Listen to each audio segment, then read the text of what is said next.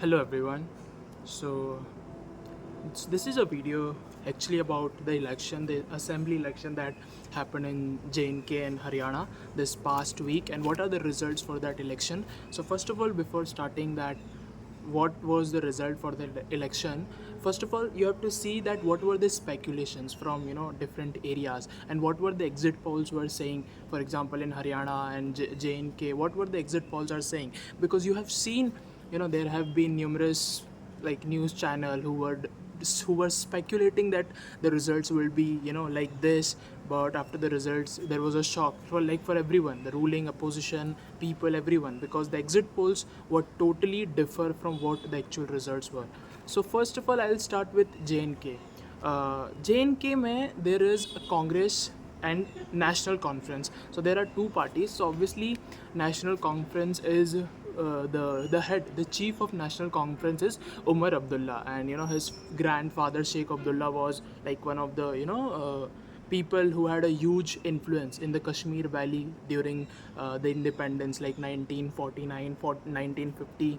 Like Sheikh Abdullah was very popular in the Kashmir Valley. I will also make a video that why Sheikh Abdullah played a very huge role, and why he was actually a socialist. If I talk about that, who was Sheikh Abdullah, the grandfather of Umar Abdullah, who is the chief of national conference right now, who has won, I think, how many seats? I think 49 seats out of 47 seats out of 90 seats, right?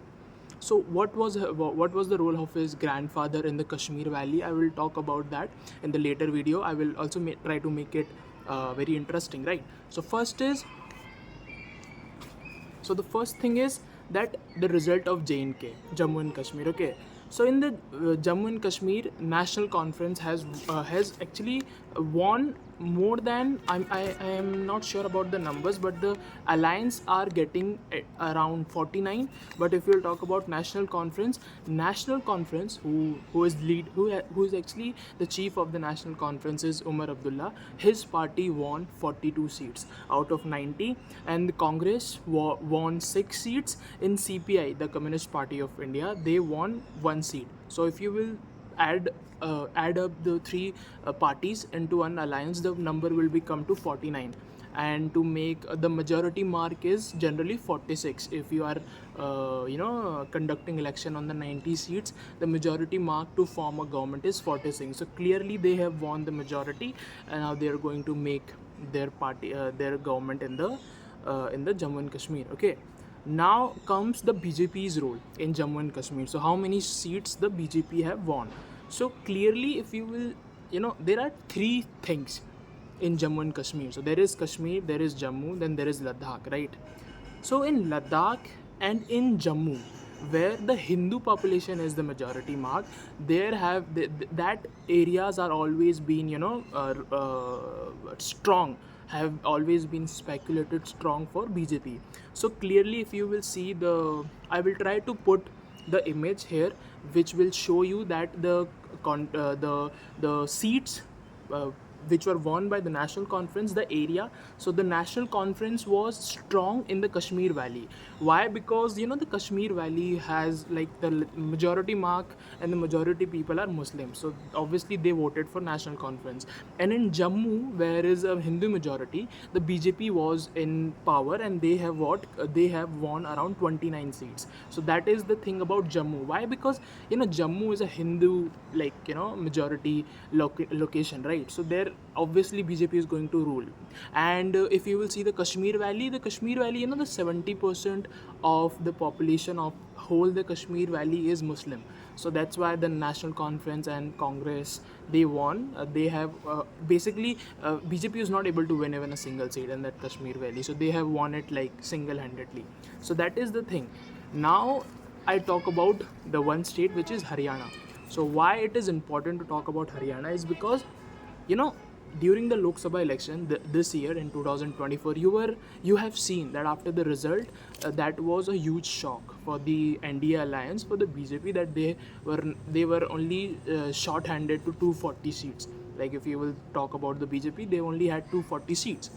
Now after the election, there were a lot of, you can say, rumors that maybe BJP will not be able to be that strong or be able to take those bold decisions that they used to take, like abrogation of like 370 and demonetization and GST and all those things. Because when you have a clear majority and when you have a strong majority, for example in 2019 BJP had 303 seats singly, like they were a single party to cross a 300 mark.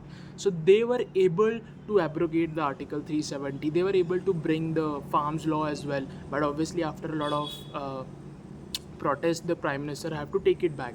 But they were able to make those bold decisions. Why? Because they had a clear majority. They knew that only with their support and the support with their own member of parliaments they can pass any bill in the Lok Sabha. But now this time, this year, when the BJP had a huge blow in the Lok Sabha election, obviously there are a lot of reasons for that. The most important reason is the continuity. Okay, what happens is that when a government is working for a decade, people sometimes get bored of it. Like people sometimes feel like now it has been above the head. Like it's hard to be for continuous to make a continuous government for like 15 years. It is really hard. People don't know this thing. It is very hard to come in power even after 2 terms. So this is also a very great sign for the BJP that they at least came, they were able to make a government on their own. So that was very important for the BJP to make government, because that continuity for a decade, people sometimes get bored of it, and that's why you lose so many seats. So that is the number one reason. And the number two, number three reasons are obviously the political influence. Then there was a social media campaign that were happening against like the NDA alliance. There were a lot of things which was happening during the month of May and June. I was really active on the social media, so that was the reason. Second thing is, if you talk about Congress, if you talk about Congress participation in Haryana and how they performed, so they were hoping that they will get the clear majority on their own, but it's not something that I feel like the people of Haryana wanted. They lost. So if you will see the numbers that I would share with you, how many seats they have won in Haryana. So in Haryana, the majority mark was, again, it was 46, and BJP alone was able to won around 48 seats.